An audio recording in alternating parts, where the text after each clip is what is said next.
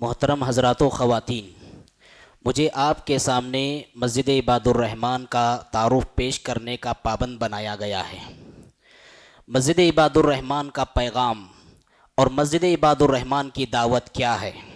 شاعر نے کہا، حیات لے کے چلو، کائنات لے کے چلو، حیات لے کے چلو، کائنات لے کے چلو، چلو تو سارے زمانے کو ساتھ لے کے چلو۔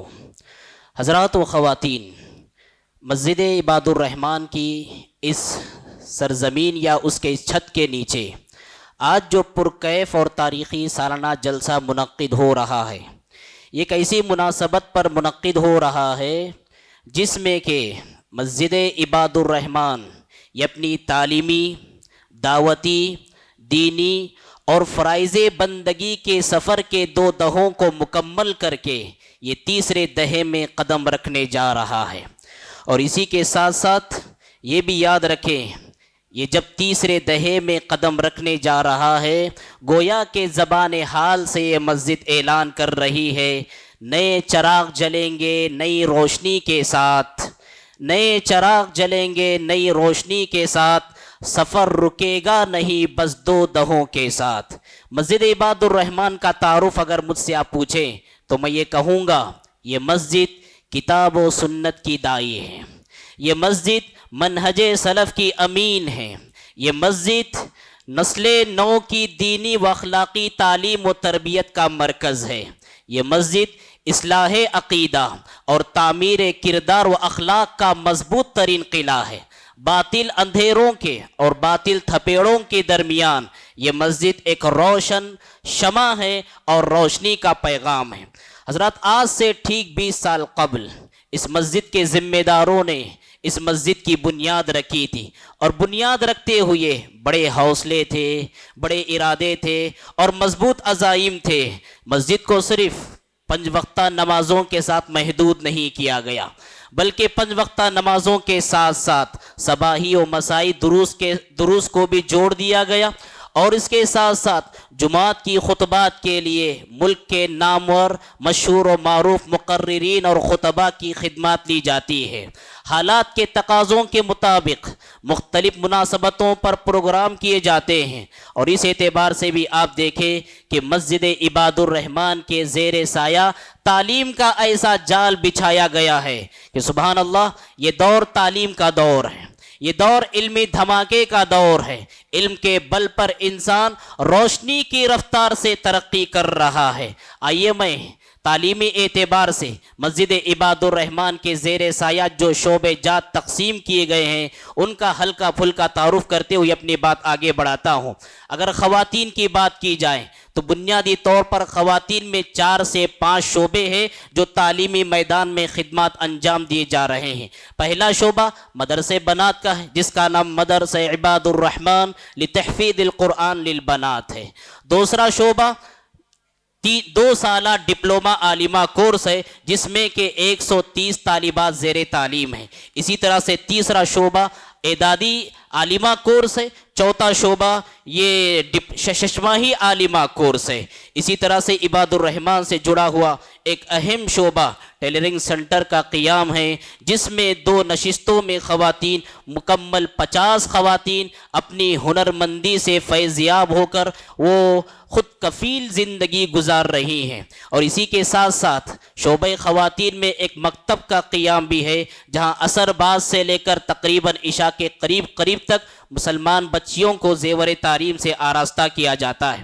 اسی طرح سے اگر بچوں کے تعلیم و تربیت کی بات کی جائے تو عباد الرحمن کے شعبے کے حوالے سے، خاص طور پر مدرسے کے حوالے سے، مدرسے کی کہانی شیخ عبد الرحمن عالم خان جامعی صاحب کی زبانی آپ نے سماعت فرمائی۔ اسی طرح سے کمپیوٹر کی رودات بھی آپ نے سماعت فرمائی۔ مسجد عباد الرحمن کا ایک اہم شعبہ بچوں کے لیے مکتب کا شعبہ ہے، جو عصر کے بعد سے لے کر عشاء تک منعقد ہوتا ہے، اور 2 نشستوں میں بچے یہاں پر آ کر تعلیم حاصل کرتے ہیں، جن کی تعداد تقریباً 140 تک لگ بھگ پہنچتی ہے۔ اسی طرح سے اسٹڈی ہال وہ طلبہ جو 10ویں جماعت میں زیر تعلیم ہیں، 11ویں جماعت میں زیر تعلیم ہیں، 12ویں جماعت میں زیر تعلیم ہیں، جن کے گھر میں پڑھنے پڑھانے کا اتنا ماحول نہیں، دین کے سائے میں رہ کر وہ پڑھنا پڑھانا چاہتے ہیں، وہ سیکھنا چاہتے ہیں، نمازوں سے جڑ کر رہ کر تعلیم حاصل کرنا چاہتے ہیں اور دروس سے اپنے آپ کو وابستہ کرنا چاہتے ہیں، ان کے لیے ایک پرشکو حال دوسری منزل پر ان کے لیے انتظام کیا گیا ہے۔ اسی طرح سے عباد الرحمن کی خصوصیات میں اس کی خدمات میں لائبریری کا انعقاد بھی ہے، جہاں سے عباد الرحمن آنے والا ہر عالم اس لائبریری سے بے نیاز نہیں ہو سکتا۔ حضرات، ان تمام شعبہ جات کی بھرپور نگرانی اور خدمت کے ساتھ ذمہ داران مسجد، خادمین، مؤذنین، معلمین، معلمات اور ساتھ ہی ساتھ ائمہ، ان کے دعاؤں کی سوغات ہے، ان کی دعاؤں کی سوغات ہے، اور گزرے ہوئے دہوں سے یہ تمام کے تمام افراد حوصلہ پا کر نئے دہے کے لیے نئے عزائم، نئے ولولے، نئے جوش اور نئے امنگ کے ساتھ پھر سے دعوت و خدمت کے آسمان کو چھونے کے لیے تیار ہیں۔ گویا کہ کہہ رہے ہیں، میں کہاں رکا ہوں عرش و فرش کی آواز سے، میں کہاں رکا ہوں عرش و فرش کی آواز سے، مجھ کو جانا ہے بہت اونچا حد پرواز سے۔